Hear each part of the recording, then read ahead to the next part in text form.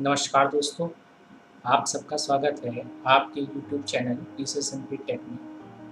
Last video में हमने देखा था कि कैसे कूपन कोड जनरेट करेंगे, कैसे मल्टीपल सेकंड मूव करेंगे, कैसे मैसेज दिया जाएगा और कैसे मैसेज आएगा।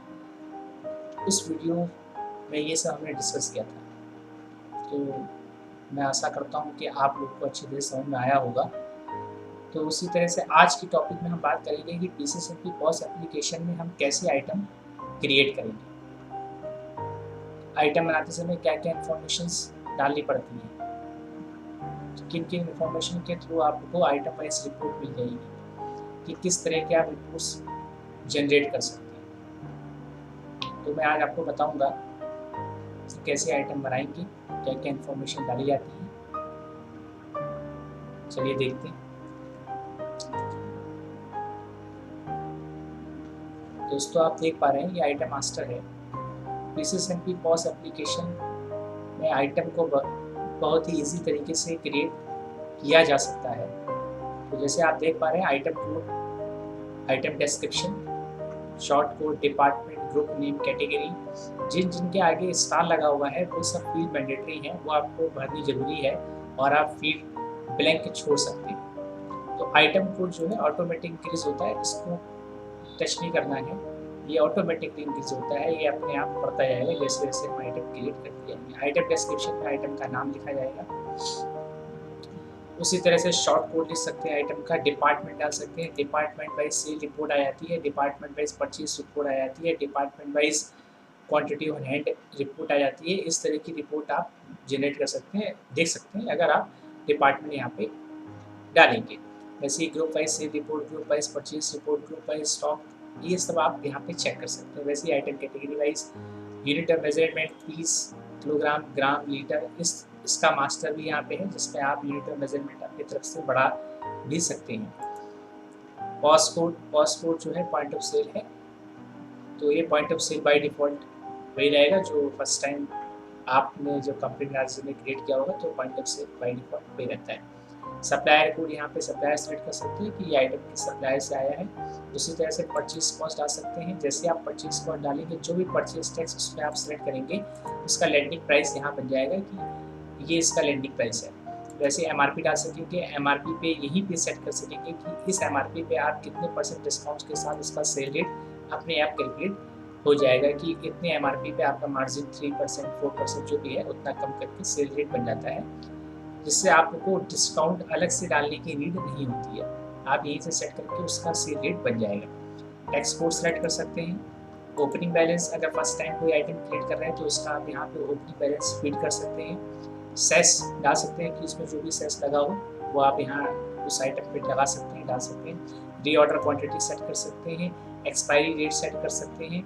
एक्सपायरी डेट तभी काम करती है जब उस आइटम को एक्सपायर सेट क्लिक करेंगे, चेक करके रखेंगे। अगर हमने एक्सपायरी डेट किसी चीज़ की सेट कर रखी किसी आइटम की, तो जब वो एक्सपायरी में टिक होगा तभी वो एक्सपायर डेट वर्क करेगी, अदरवाइज वर्क नहीं करेगी। रीऑर्डर क्वांटिटी, रीऑर्डर लेवल ये सेट कर सकते हैं। इसका आपको अलर्ट आ जाएगा कि कौन कौन से आइटम रीऑर्डर क्वांटिटी या रीऑर्डर लेवल से नीचे हैं। जो भी आप सेट करेंगे उस हिसाब से आपको रिपोर्ट्स मिल जाएगी और अलर्ट भी आ जाएगा। उसी तरह से यहाँ पे डिस्काउंट कोड भी सेट कर सकते हैं।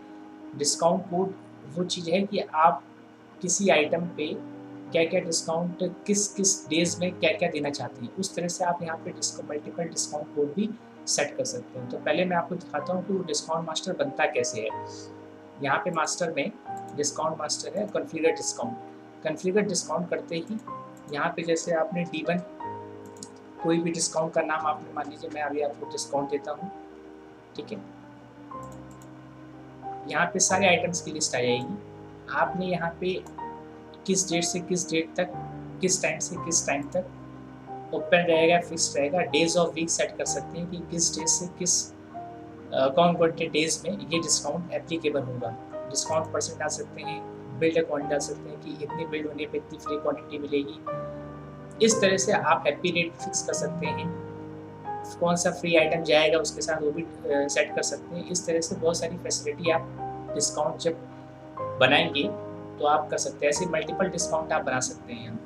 मल्टीपल डिस्काउंट एक आइटम पे अप्लाई कर सकते हैं कि किसी days of week Monday Tuesday को कुछ और डिस्काउंट लग रहा हो, फ्राइडे सैटरडे संडे को कोई दूसरा डिस्काउंट लग रहा हो। इस तरह से आप यहाँ पे डिस्काउंट भी सेट कर सकते हैं। और वही डिस्काउंट अगर मान लीजिए डिस्काउंट बना हुआ है और हमें बार बार इस फॉर्म को ओपन करने की ज़रूरत नहीं है, हम यहीं से जो डिस्काउंट बनता है यहाँ पे डिस्काउंट कोड शो हो जाता है, हम यहीं से वो डिस्काउंट कोड अप्लाई कर सकते हैं उस पर्टिकुलर आइटम पे। जैसे मैं आपको दिखा देता हूँ, पहले से बहुत सारे आइटम्स बने हुए हैं, उनकी एक इन्फॉर्मेशन शुरू कर देता हूँ। तो देखिए यहाँ पे आइटम कोड ऑटोमेटिक पहले से बना हुआ है, उसका आइटम डिस्क्रिप्शन भी डाल दिया है, डिपार्टमेंट भी सेलेक्ट कर दिया है, ग्रुप नेम भी है, कैटेगरी भी है, यूनिट ऑफ मेजरमेंट भी है, ब्रांड भी बना सकते हैं, ब्रांड भी डाल सकते हैं, बारकोड भी स्कैन कर सकते हैं। अगर ब्रांडेड आइटम है, जो ब्रांडेड आइटम है ऑलरेडी बारकोड लगे होते हैं। और जो आपके लोकल प्रोडक्ट है, जिसको कोई भी बिजनेस ऑनर पैक अपनी तरफ से बनाना चाहता है, जैसे बहुत सारे लोग पल्सेस हैं वो ले आते हैं और फिर उसको अपनी पैकिंग करते हैं, तो उसमें वो अपना बारकोड भी लगा सकते हैं with packing date, best before date, with MRP, with weight, everything. तो इस तरह से आप अपना बारकोड भी जनरेट कर सकते हैं। मैन्युफैक्चर भी डाल सकते हैं यहाँ पे, और देख पा रहे हैं परचेज कॉस्ट दिस एमआरपी और सेल रेट, और ऐसा सेट कर सकते हैं। और उसी तरह से एक ऑप्शन ओपन रेट का भी है। ओपन रेट के ऑप्शन में क्या है कि जब ओपन रेट का मतलब होता है कि जहाँ पे जब आप बिलिंग कर रहे हो, तो बिलिंग करते समय आप उस रेट को चेंज कर सकें। तो उस आइटम को अगर आप ओपन रेट पे रख देंगे, तो जब बिल बना रहे होंगे तो बिल बनाते समय आप उस के एमआरपी और उसके रेट को चेंज कर पाएंगे। अगर आप ओपन रेट पे अनटिक रहेगा, जब ये चेक रहेगा तो आप चेंज कर सकते हैं रेट और एमआरपी को, अगर अनचेक रहेगा तो आप नहीं कर सकते। तो इस तरह से आप ओपन रेट पे भी आइटम को रख सकते हैं। और डिस्काउंट टाइप भी यही सेट कर सकते हैं कि उस आइटम पे डिस्काउंट परसेंटेज मिलेगा या अमाउंट मिलेगा, ये भी यहाँ पे आप फिक्स कर सकते हैं। तो इस तरह से आप किसी भी आइटम को इजीली क्रिएट कर सकते हैं। क्रिएट करने के बाद आप उसका बिल या उसका परचेज एंट्री स्टॉक मैनेज कर पाएंगे, ठीक है ना। तो इसी तरह से आप मल्टीपल एमआरपी भी यहाँ सेट कर सकते हैं। इस एक प्रोडक्ट की मल्टीपल एमआरपी हो सकती है। हो सकता है कि हमारा पुराना स्टॉक अभी हो और नया स्टॉक आ गया, उसकी एमआरपी कुछ अलग है। तो आप जब भी उस आइटम को यहाँ सेव करेंगे, तो जैसे ही आप कोई दूसरी एमआरपी का आइटम आया, वही आइटम दूसरी एमआरपी का आया, तो जैसे ही आप उसको सेव करेंगे तो यहाँ पे आपको 2 एमआरपी दिख जाएंगी। जैसे आपको 565 दिख रही है, वैसे ही आपको एक और एमआरपी दिख जाएगी। तो जब आप सेल कर रहे हो, उस आइटम को सेल करेंगे, तो सेल करते समय वो आपसे तुरंत एक पॉपअप आ जाएगा। वो आपसे वो उस पॉपअप में सेलेक्ट करना पड़ेगा कि आपको कौन सी एमआरपी का आइटम अभी आप सोल्ड आउट कर रहे हो। तो इस तरह से जब आप आइटम मास्टर क्रिएट करते हैं, तो आइटम मास्टर में बहुत सारी ऐसी यूजफुल चीज़ें हैं जो आपको रिपोर्ट्स भी दे सकती हैं और सेल करते समय भी आसानी होती है। तो इस तरह से यहाँ पे pieces and P point of sale में आप आइटम मास्टर क्रिएट कर पाएंगे। तो दोस्तों, अगर आपको ये वीडियो अच्छी लगी तो प्लीज़ लाइक, कमेंट, सब्सक्राइब जरूर करें और नोटिफिकेशन आइकन को जरूर प्रेस करें, जिससे जब भी कोई नेक्स्ट वीडियो आए तो आपको उसका नोटिफिकेशन मिल सके। उसी तरह जो अगर दोस्तों आपने हमारी लास्ट वीडियोस नहीं देखी हैं, कैसे बिल करते हैं, कैसे कूपन जनरेट करते हैं, कैसे क्रेडिट नोट यूज़ करते हैं, कैसे पॉइंट जनरेट करते हैं, कैसे पॉइंट रिडीम करते हैं, तो उन वीडियोस का लिंक मैं डिस्क्रिप्शन में दे दूँगा, तो आप वहाँ से उन वीडियोस को देख पाएंगे।